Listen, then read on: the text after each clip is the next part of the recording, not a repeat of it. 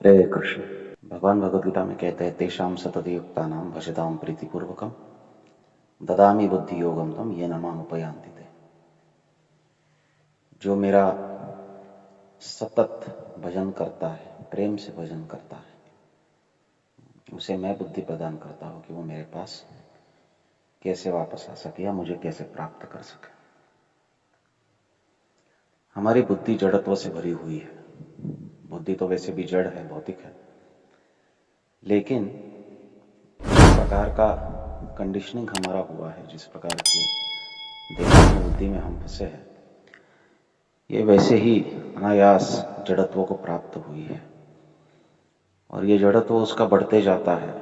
जड़त्व का अर्थ है कि जड़ विषयों का चिंतन और जड़ विषयों से अपना संबंध वो दृढ़ करते जाती है जितना हम विषयों के संबंध में आते हैं और जितना विषयी लोगों के संपर्क में आते हैं, तो ये बुद्धि जड़ होते जाती है। तो बुद्धि हमेशा यही सोचती रहती है कि मैं भौतिक विषय सुख कैसे प्राप्त करूं।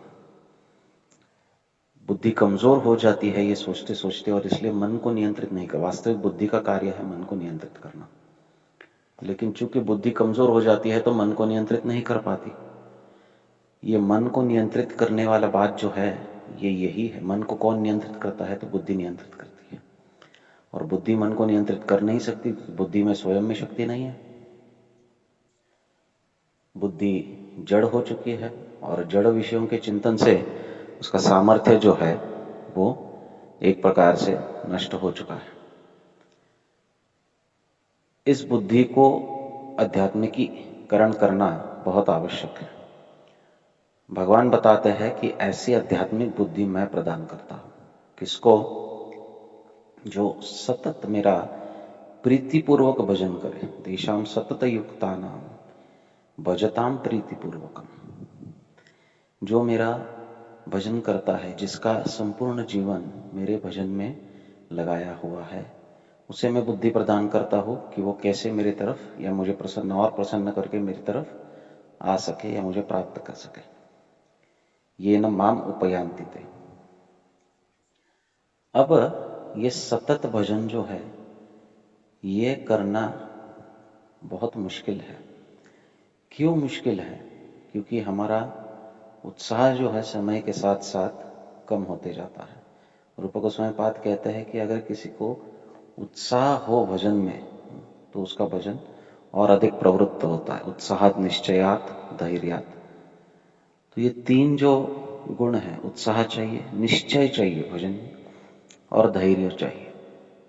ये भजन का उत्साह, निश्चय और धैर्य, ये जो गुण है ये दृढ़ होते हैं जितना अधिक हम वैष्णवों की कृपा प्राप्त करते हैं। ये प्रयास से नहीं आते हैं। उत्साह प्रयास से नहीं आएगा। उत्साह वैष्णव कृपा से आएगा, निश्चय वैष्णव कृपा से आएगा, धैर्य वैष्णव कृपा से आएगा। और यही उत्साह, निश्चय और धैर्य शिथिल पड़ जाते हैं, कमजोर हो जाते हैं जब हमारा वैष्णवों के प्रति अपराध होता है। तो वैष्णवों के प्रति अपराध या फिर किसी का भी नाम के प्रति, भगवान के प्रति, धाम के प्रति, सेवा के प्रति, वैष्णवों के प्रति अपराध न करते हुए निरपराध भाव से जब तक हम भजन करते हैं तब तक हमारा उत्साह, निश्चय और धैर्य ये बना रहेगा। जब उत्साह, निश्चय और धैर्य, किसमें उत्साह, निश्चय और धैर्य? तब तक कर्म प्रवर्तनात्। भक्ति के अनुकूल कार्य में उत्साह, निश्चय और धैर्य होना चाहिए और वो कार्यों को करते रहना चाहिए। संग त्याग सतो वृत्ति षड्वीर भक्ति प्रसिद्धति।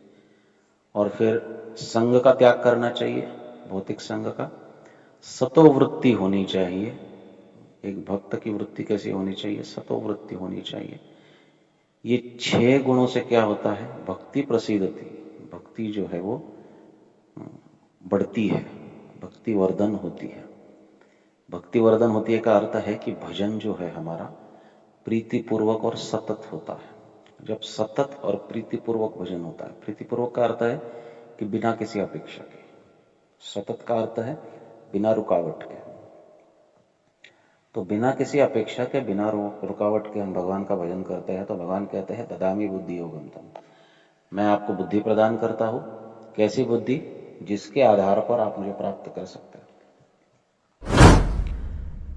श्रील प्रभुपाद कहते हैं कि ये सब जो है, भजन भी हम कर रहे हैं और उत्साह, निश्चय और धैर्य के साथ भजन कर रहे हैं, भक्ति के अनुकूल कार्य में लगे हुए हैं, ये सब कार्य वास्तविक करने हैं ताकि हम बद्ध जीवों का उद्धार कर सकें, क्योंकि प्रचार ही सार है।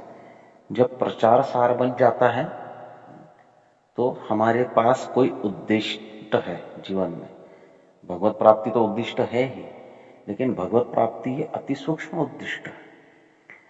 बद्ध जीवों का उद्धार करने का जब उद्दिष्ट व्यक्ति अपने जीवन में बना लेता है, या बद्ध जीवों को मदद करना, सहाय करना, चैतन्य महाप्रभु, भगवान श्री कृष्ण और गुरु के वाणी को उन तक पहुंचाना और उन्हें उसको पालन करने के लिए प्रेरणा देकर उनको आचरण करने में मदद करना, ये कार्य प्रचार कार्य है। जब ये कार्य हम करने का प्रयास करते हैं तो बहुत आसान, क्योंकि हम हरि गुरु और वैष्णव के आदेश का पालन कर रहे हैं, इसलिए हरि गुरु और वैष्णव संतुष्ट होते हैं। हरि गुरु और वैष्णव संतुष्ट होते हैं तो उत्साह, निश्चय और धैर्य हमारा बढ़ता है। उत्साह, निश्चय, धैर्य बढ़ेगा तो सतत और प्रीतिपूर्वक भजन में भी वृद्धि होगी। प्रचार एक एक्सप्रेस वे है, एक बहुत ही द्रुतगति मार्ग है हरि गुरु वैष्णव की कृपा प्राप्त करने का। चाहे हम कितनी भी साधना कर ले, लेकिन साधना के साथ साथ अगर हम प्रचार नहीं करते हैं तो इस पूरे वातावरण में रहते हुए, हाँ, अगर हम अलिप्त संत समाज में ही रहते हैं तो बात अलग है, लेकिन वैसा है नहीं। हमारा भौतिक विषयों से संपर्क है और प्रैक्टिकली इसको स्वीकार करना चाहिए कि हमारा भौतिक संग भी है। इसके प्रभाव को कम करना है तो प्रचार में हमको अपनी पूरी ताकत झोंक देना बहुत आवश्यक है, क्योंकि इससे हमारा जो भौतिक संग का प्रभाव है उसके ऊपर बहुत जल्दी प्रतिक्रिया होती है और हमारे मन को और बुद्धि को आध्यात्मिक या आध्यात्मिकीकरण उसका करना आसान हो जाता है। बुद्धि मन को नियंत्रित कर पाती है, क्योंकि हम भगवान के विषय में बोल रहे हैं, इसलिए मन शुद्ध होता है तो बुद्धि तीक्ष्ण होती है। मन शुद्ध होता है तो मन को नियंत्रित करना बहुत आसान हो जाता है। भजन में दृढ़ता आती है, भजन में दृढ़ता आती है तो भगवान और अधिक सुंदर बुद्धि प्रदान करते हैं, जिसको उदारधी कहा गया है। वैसा उदारधी व्यक्ति बनता है। अकाम सर्व कामो वा मोक्ष काम उदारधी, धी का अर्थ बुद्धि है। बुद्धि उदार बनती है और तीव्र भजन में व्यक्ति लगकर एक चेन रिएक्शन प्रारंभ होता है। भजन तीव्र होता है और कृपा मिलती है, और कृपा मिलती है, भजन तीव्र होता है, भजन तीव्र मिलता है, कृपा मिलती है, प्रचार में भी उत्साह होता है, प्रचार में भी उत्साह होता है तो और भजन तीव्र होता है। तो ये एक चेन रिएक्शन चालू होती है जिसका अंत केवल और केवल भगवान के चरणों में पहुंचने पर या भगवान के धाम में पहुंचने पर ही इस चेन रिएक्शन का अंत होता है। जैसे एटॉमिक विस्फोट में एक चेन रिएक्शन होती है, वो विस्फोट इतना भयानक होता है क्योंकि वो चेन रिएक्शन या कंटिन्यूअस प्रोसेस चालू हो जाती है, इसलिए वो विस्फोट होता है।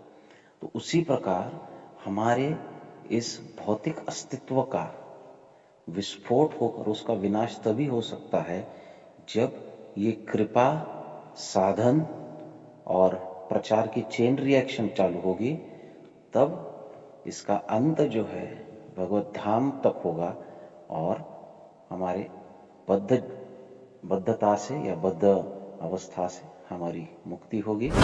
और यही मनुष्य जीवन का सार है। एक वैष्णव भक्त इसे बहुत अच्छी तरह समझता है और इसीलिए वही इस बद्ध जीवन से या भवसागर से मुक्ति प्राप्त करने के लिए सर्वोत्कृष्ट अधिकारी व्यक्ति है।